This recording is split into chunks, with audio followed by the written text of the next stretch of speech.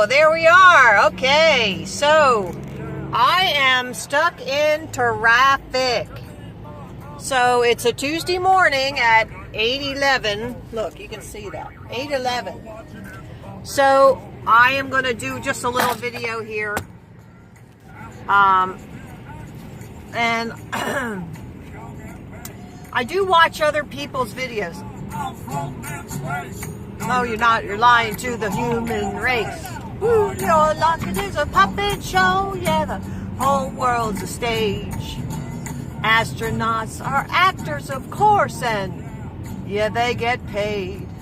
Okay, that's enough of Flat Earth Man for right now. So I have this little brochure here that I do hand this out.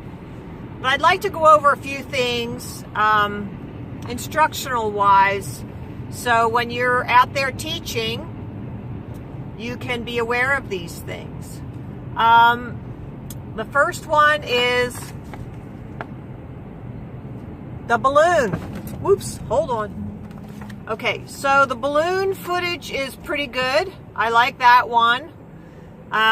Yes, they use a GoPro lens, a wide angle lens, which curves everything. Okay, well, let's look at number 2. 2 is the airplane, right? So let's see.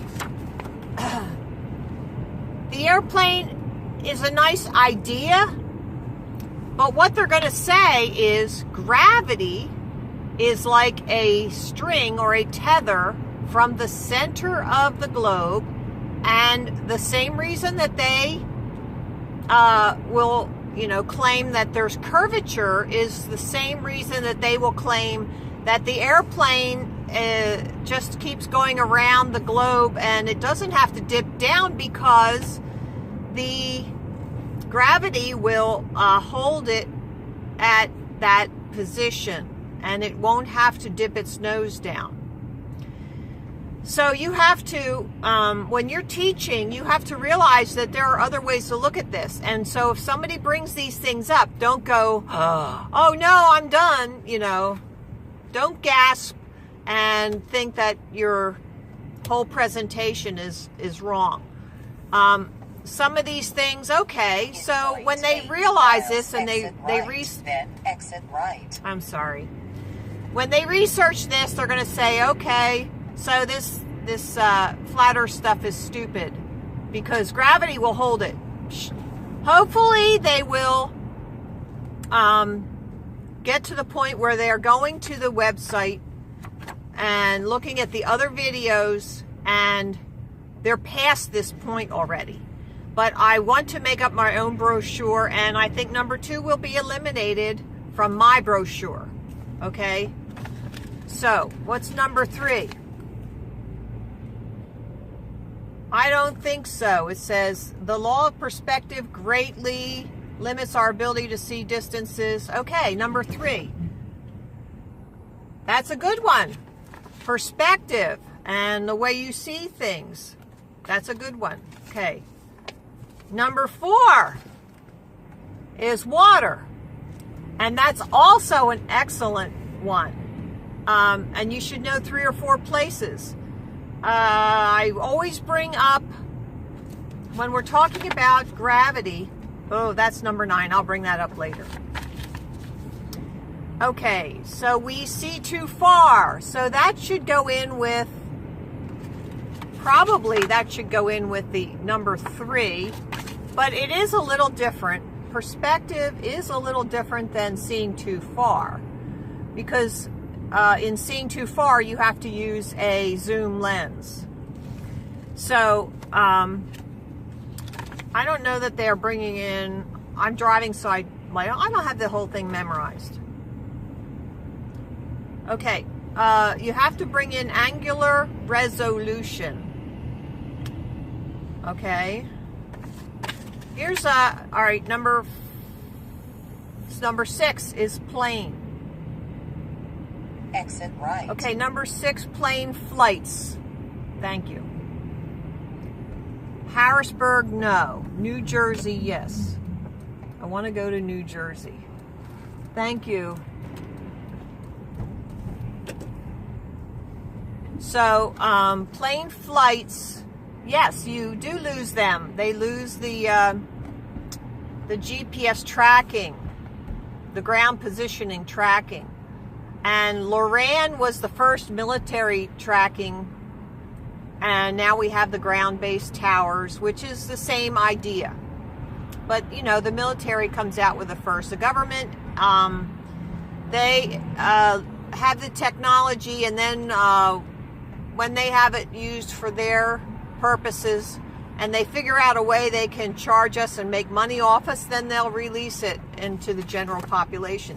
And did you ever notice that there's something called planned obsolescence, which means they'll put out a new phone or whatever, and in a year or two, it's already obsolete. And they make up these new programs that only work on the new phones. So if you want the best technology and be able to keep up with your friends or your, I don't know, you have to get everything new. So what do you do with the old stuff? Well, okay, you can sell it to grandma, but they're planning, and don't think that they don't have all this. They have it all available, but they don't release it all at one time. They just release it in dribs and drabs, so we have to buy something new. So I don't think that person is turning in here.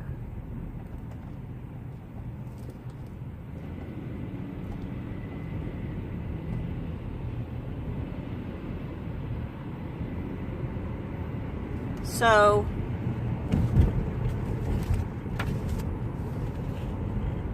okay, plane flights. All right, number 7, jet streams. Well, yeah, that's true. The jet streams do look a lot easier on the flat Earth map. Keep left. Crepuscular rays, that's something I have on my banners too, and that is really telling, because everybody can see crepuscular rays. And it makes sense that the sun is really close and small. And you have to tell them that it's not hot burning gases. You have to say that, because that's what they have in their mind, that the sun is hot burning gases. And it's not. I have heard in the past that the sun is really cold, and it's just radiant heat. Well, it can't be cold per se, but because anytime you get closer to it, you know, you're going to be radiating that heat. 4 miles, then exit right. Okay, 4 miles I get off. So how close can you get until you know it's cold? Well, anything you try to measure that with is going to warm up. So how do you know? So here's a parallel. You know, the controllers, the parasitic controllers, they tell us the truth, but they hide it in plain sight. So when they're talking about the thermosphere, and they say, oh, it's really, really hot up there, but the molecules are so far apart that you can't really detect it. And okay, so that makes absolutely no sense, because if you're in the thermosphere, then you're there and your molecules are not far apart, so you should be feeling that, right? So that does not preclude any kind of spaceship going up there or any kind of high-flying device. So that idea, though, the idea is what you should be looking for. So the sun is probably that same idea, that it is really not hot in itself, but when you get there, it radiates heat to you.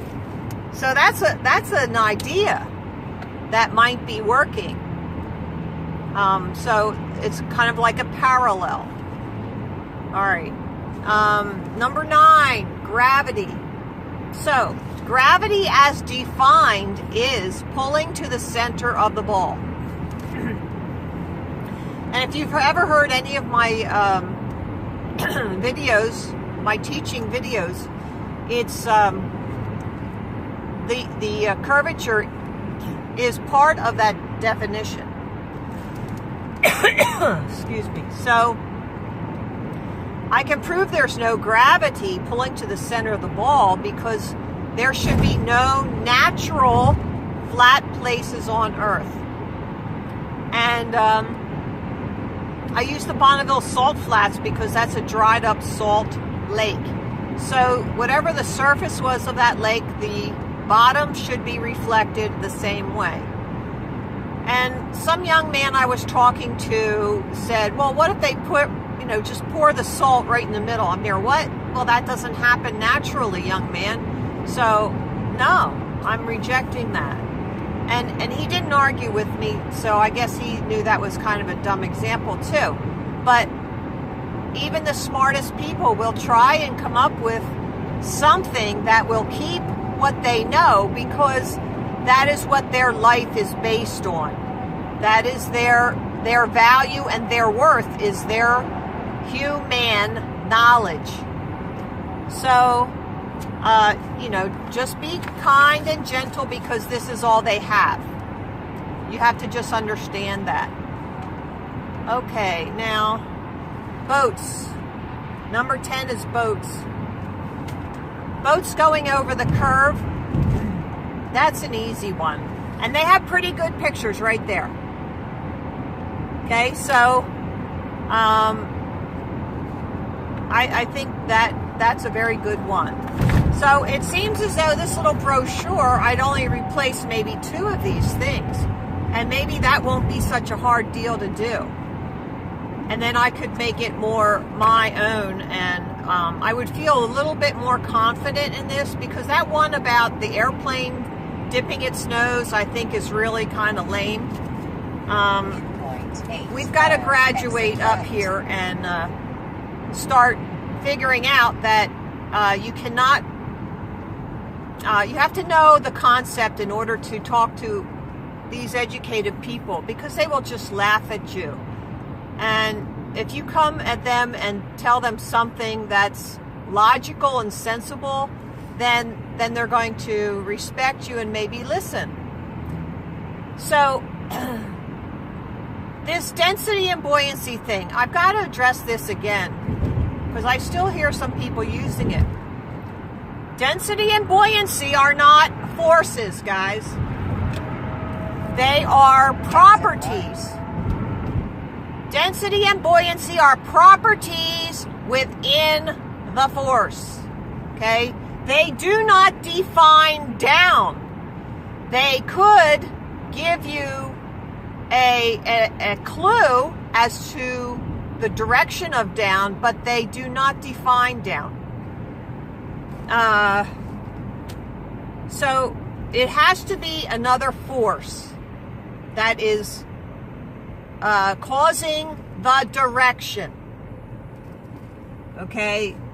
So come up with something.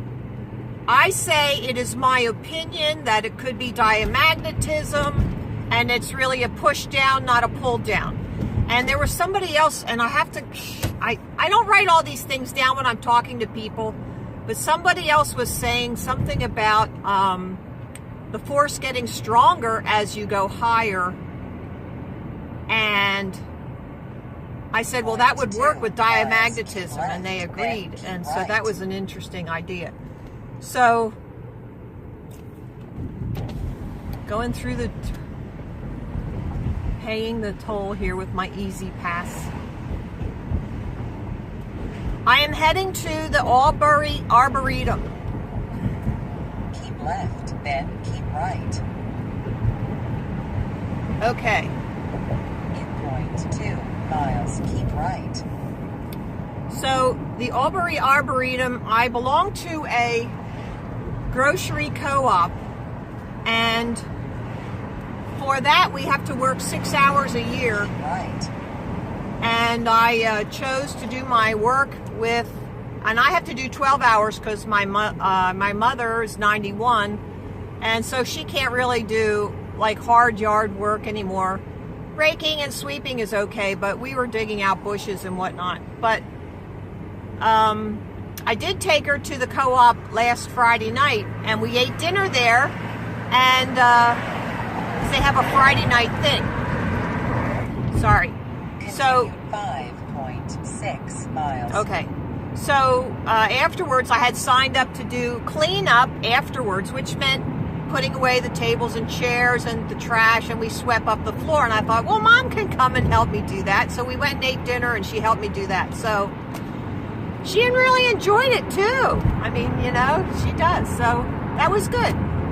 I'm so thankful that she can still walk and get around.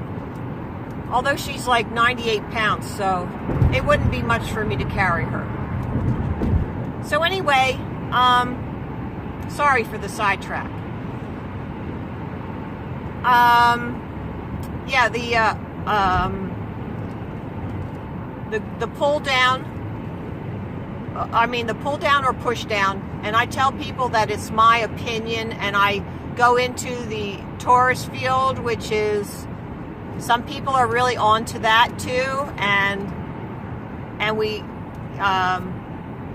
think there's a lot to that because it coincides with Tesla and his teaching of the free-flowing electricity and the mud flood buildings that we're finding with the electricity collection devices that were filled with mercury and all of that. So if you're not aware of those things, look into it. Flat Earth British. He has 25,000 people subbed now on his channel. And there are other channels. UAP is another good one. I like that. And there was another good video about buildings. And then I compared, I have to find that video because you look at the Bible and in there it describes the, oh no, don't give me a brain fart here. What's that called? The structure that they, tabernacle. Thank you. The tabernacle has measurements.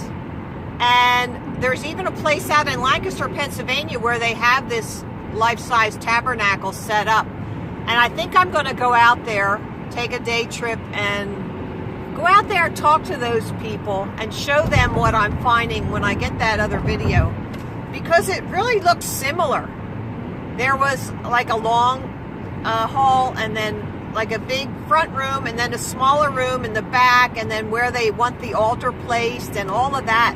It's all like laid out.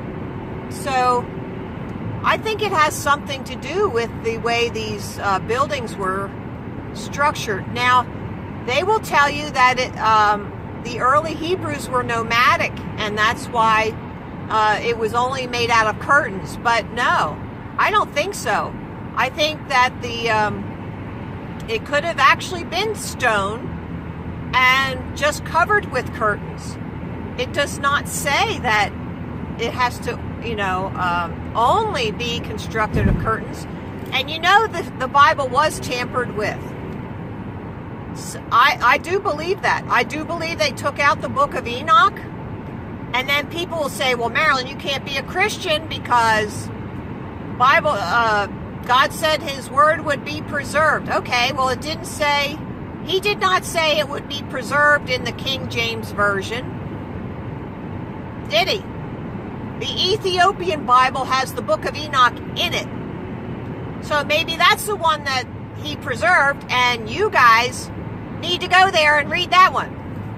You see, you cannot just, there's people who are really good Christians, and there's two ladies I know who are always out there protesting at the abortion clinics and begging mothers not to abort their children. And they are of that ilk where they say the King James Version is the true and correct version. Well, I kind of think, and they won't even look at the book of Enoch. And that makes me a little sad because I think that there's a lot of history in there and true things. And with everything, we have to be discerning. Okay? So if you have these things in your mind and you're thinking, okay, that could possibly be true, and you ask for God to reveal the truth to you, then this will come. It will come. And that's the faith that you have to have, that it will come. Okay? So, but if you don't ever read it and you reject it on its face and say, well, it's not in my King James Version, then how are you ever going to know? You don't. So let's not be afraid to look. Enoch was even mentioned in the Bible several times, so I think he passes the test. And he was a very righteous man. God himself took him up without him dying. So there's something for you. All right. I do want to make my own little brochure. Maybe just replace those two things, and or clarify them. And let's everybody in 2019, let's all get out and hit the streets. I don't care if you're in a wheelchair. You know, get out there. If you cannot get out of the house, you get the postcards from flatearth101.com, and you put the labels on them and you send them out. That's you hitting the streets the best way you can. Do you understand? We've got to reach people that we don't know. And also, the Christians, if you can get some brochures, and while they're in their church, go through the parking lot and just put them on the cars. It's not a political thing. It's opening them up to Scripture, and we're going to get some new stuff out with Scripture in it. There's one thing that just has pictures on it that I really like that. So it's like even people who can't read very well can see that, you know.